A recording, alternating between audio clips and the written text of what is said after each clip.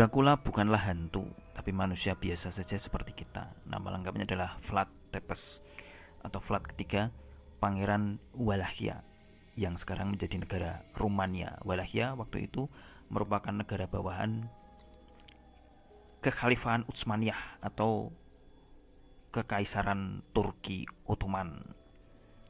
Vlad hidup antara 1431 hingga 1476 dan berkuasa antara 1448 sampai 1476 saat ia mati karena dibunuh. Mengapa ia disebut Dracula?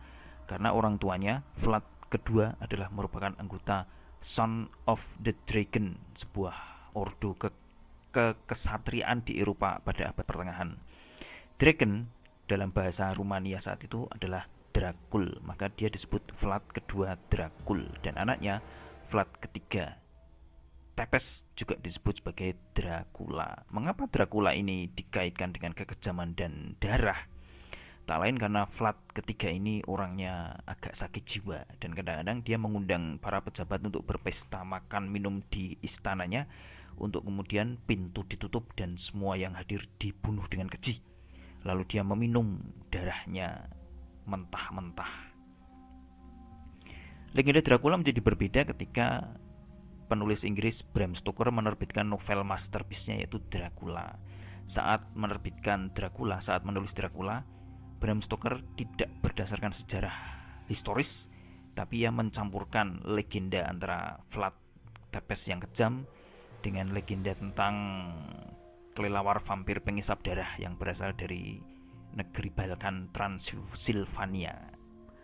Gara-gara tulisan Bram Stoker di novel Dracula, masyarakat seluruh dunia yang membacanya kemudian mengasosiasikan Dracula sebagai hantu bersosok pria mengenakan jas dan dasi komplit ala abad pertengahan dan hobi mengisap darah dari manusia yang menjadi korbannya dengan cara lehernya digigit. Lalu dalam saat-saat tertentu dia bisa merubah diri menjadi vampir. Padahal sebetulnya Dracula adalah manusia biasa, hanya edan.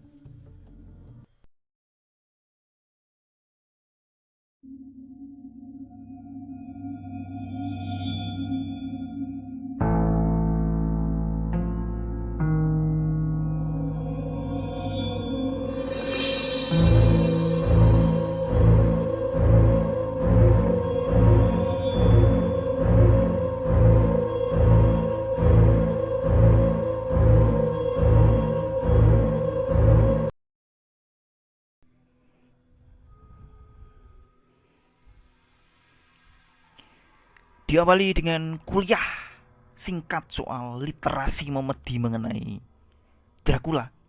Kita ketemu lagi di Kata Wiwi. Kali ini, episode ini kita akan ngomongin tips nulis cerita genre horor.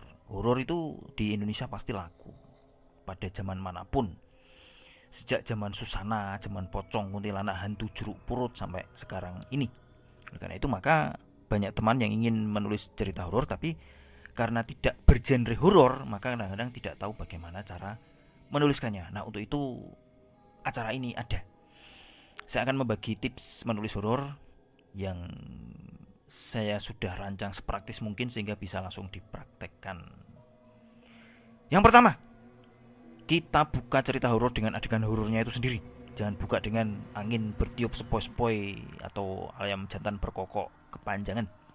Kita langsung adegan horornya, adegan yang membuat kita penasaran dan takut. Lebih oke jika adegan itu ditaruh di prolog yang tipis, hanya berukuran 1 atau 2 atau 3 halaman, dan dipotong pas titik paling nanggung sehingga pembaca penasaran ini ada apa sebenarnya. Tapi kalau kita masih buntu saat memulai menulis, nggak apa-apa, kita di prolog atau di bab pertama itu pakai adegan bangun tidur yang pernah saya bahas di YouTube Shorts beberapa pekan lalu. Nanti toh kalau cerita sudah tamat dan adegan itu tidak cocok, itu bisa kita ganti. Tips kedua adalah bahwa ancaman yang menimpa tokoh utama itu harus yang bersifat mengancam nyawa. Mengancam nyawa ini tidak bisa ditawar. Baik nyawa dirinya maupun orang-orang tersayang di sekelilingnya, anaknya, kekasihnya, istrinya, cucunya, sahabat baiknya, dan seterusnya. Jadi masalah yang mengancam yang ada di yang ada di cerita horor itu harus yang bersifat mengancam nyawa dan bukan yang sekedar kehilangan pacar selingkuh, atau ditakut-takuti, atau baper, atau ketemu cowok dingin. Harus yang mengancam nyawa, dan penyebab ancaman itu misterius. Penyebabnya tidak ketahuan. Dan ini berkaitan dengan tips ketiga, yaitu bahwa tips ketiga yang mencekam di cerita horor sebenarnya bukan penampakan atau wujud rupa yang mengerikan dari hantu-hantu, tapi rahasia yang ada di dalam cerita tersebut. Apa sebenarnya yang tersembunyi di balik hal-hal yang mengancam nyawa itu tadi? Dan itu yang pertama. Dan yang kedua, bagaimana cara mengatasi atau mengalahkannya. Jadi penonton atau pembaca cerita genre horor itu tercekam, merasa takut sebenarnya bukan karena melihat hantu-hantu, pocong, kuntilanak, gendruwo, banaspati, tapi karena kita berada dalam situasi tidak berdaya. Mengapa tidak berdaya? Ya karena kita tidak tahu apa yang sebetulnya tengah terjadi pada sang tokoh utama. Dan kalau kita membayangkan mengalami hal itu sendiri, maka kita tidak berdaya karena tidak tahu apa tuh yang sebenarnya tengah terjadi pada diri kita. Nah, rahasia-rahasia itu dikupas sedikit demi sedikit, satu demi satu sepanjang cerita. Dan nanti rahasia terbesar dibuka di belakang sebagai plot twist cerita. Contoh rahasia kan misalnya kalau kejadiannya adalah benda-benda bergerak sendiri, kulit mendadak tercakar, padahal kita nggak berkontak fisik dengan siapapun. Pastilah si tokoh utama atau kita kalau mengalami kejadian seperti itu akan bingung karena tidak tahu apa yang sedang terjadi.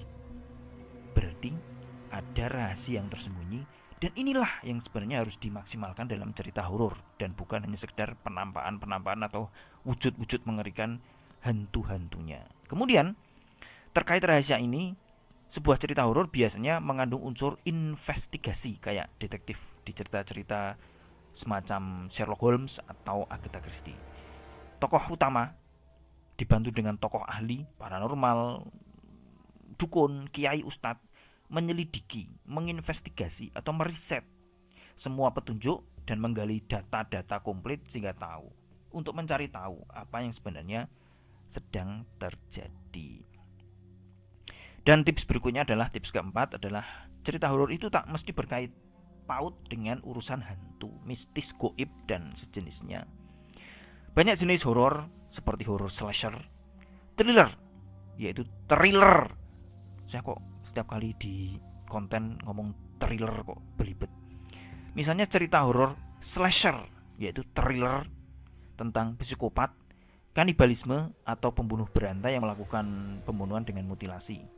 Ada juga horor spiritual tentang reinkarnasi, kehidupan masa lalu, paranormal, kejawen, dan seterusnya. Kemudian ada juga horor zombie, biasanya bersatu dengan genre apokaliptik, kiamat, kemudian semua orang jadi zombie. Itu banyak sekali cerita-cerita yang seperti ini berkeliaran di sekeliling kita. Dan kemudian ada juga horor psikologi, kayak cerita tentang Hannibal Lecter. Itu kan gak ada serem-seremnya, gak ada hantu-hantunya, tapi kita itu nonton itu terteror karena yang disentuh adalah unsur psikologi kita. So, fenomena-fenomena dan rahasia-rahasia misteriusnya tak harus juga berurusan dengan hantu, goib, mistis dan seterusnya. Bisa berupa pembunuhan berantai, mutilasi. Itu kan juga ada rahasia di balik itu. Siapa yang melakukan? Atau tiba-tiba sang tokoh teringat peristiwa dari 100 tahun yang lalu, yang jelas pada saat itu dia belum lahir. Atau tokoh yang disuguhi makan sate, tapi kemudian terungkap itu bukan sate kambing, ayam atau kerbau, tapi sate daging manusia. Nah, ini kan mengerikan meskipun tidak berkait dengan hantu. Saya sendiri dalam sepanjang karir menulis saya selama 20 tahun lebih sudah merilis 2 novel horor.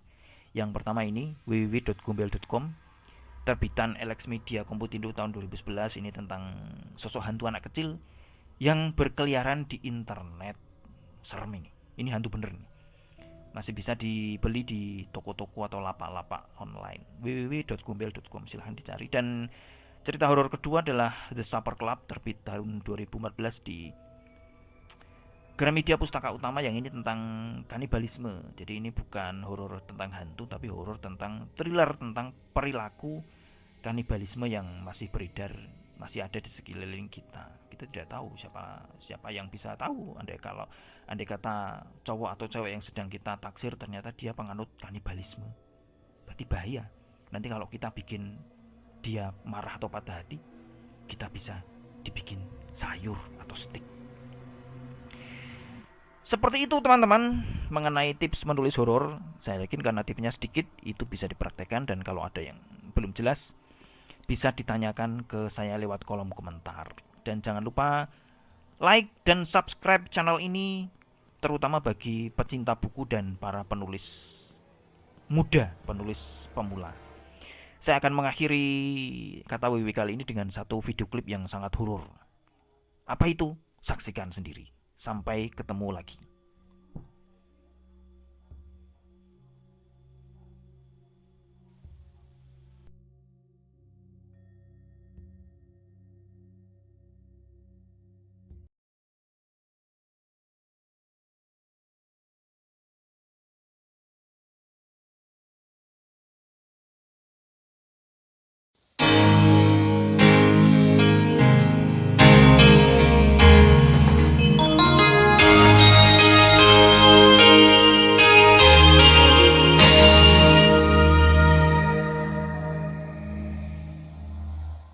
I walk the wire every night.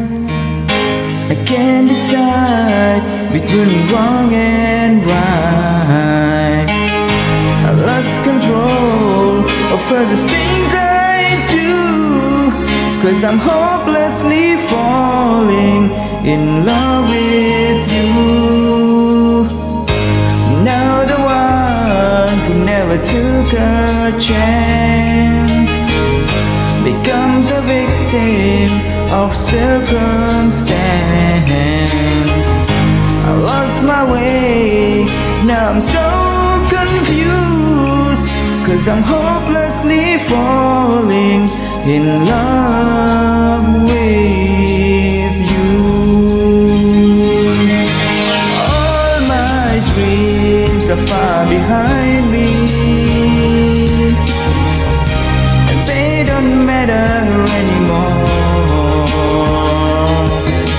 And I don't care about the things I could lose, 'cause I'm hopelessly falling in love with you.